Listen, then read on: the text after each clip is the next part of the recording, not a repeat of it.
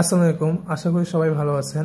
আজ আইআইটির Islamic university of টেকনোলজির orientation 24-25-এর। So এখানে সবাইকে যারা দেখতেছেন তারা সবাই মেকানিক্যাল অ্যান্ড প্রোডাকশন ইঞ্জিনিয়ারের স্টুডেন্ট। তার মধ্যে আমি মাঝখানে বসে থেকে ভিডিও করতেছি। সো অনুষ্ঠানটা ভালোই ছিল। স্যাররা ইংলিশে স্পিচ দিচ্ছিল, আমি বুঝতেছিলাম না কিছুই, বলতে গেলে আমি ইংলিশ একটু কমই পারি। সো সবাই একটু দেখতেছিল মনোযোগ দিয়ে কি দেখাচ্ছে সব। আমি হলে কিছু দেখতেছিলাম না, আমি পিছিয়ে বসে থেকে মোটোবাইকগুলো দেখতেছিলাম, নাহলে গেম খেলতেছিলাম। এইভাবেই শুধু আমার সময়টা যাচ্ছিল। তাও কিছুক্ষণ একটু মনোযোগ দিলাম কি বলতেছে ডিপার্টমেন্টে কীভাবে পড়ায়, কি পড়ায়, এখানে কি কাজ হয়, সব এগুলো আলোচনা হচ্ছে। তো একটু শুনলাম।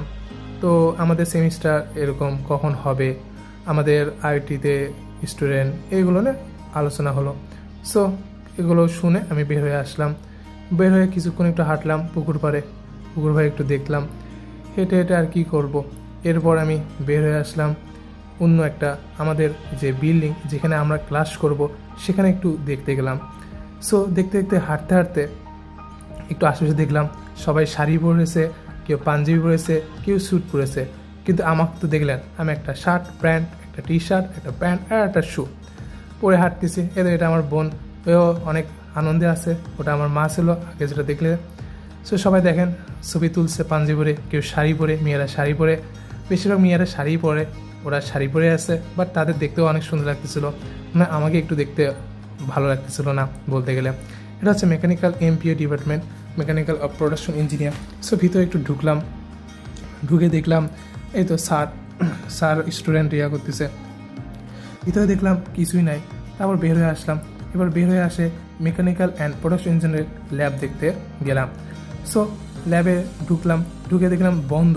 বাট এখানে বন্ধ তো, আমি যখন পাশে একটা দারোয়ান ছিল, মানে বলতে গেলে একটা আঙ্কেল ছিল যে এই ল্যাবের দায়িত্বে থাকে, আঙ্কেলকে বললাম আঙ্কেল দরজাটা খুলে দেন। আঙ্কেল অনেক ভালো ছিল, আঙ্কেল কথা শুনেই সাথে সাথেই দরজাটা খুলে দিল।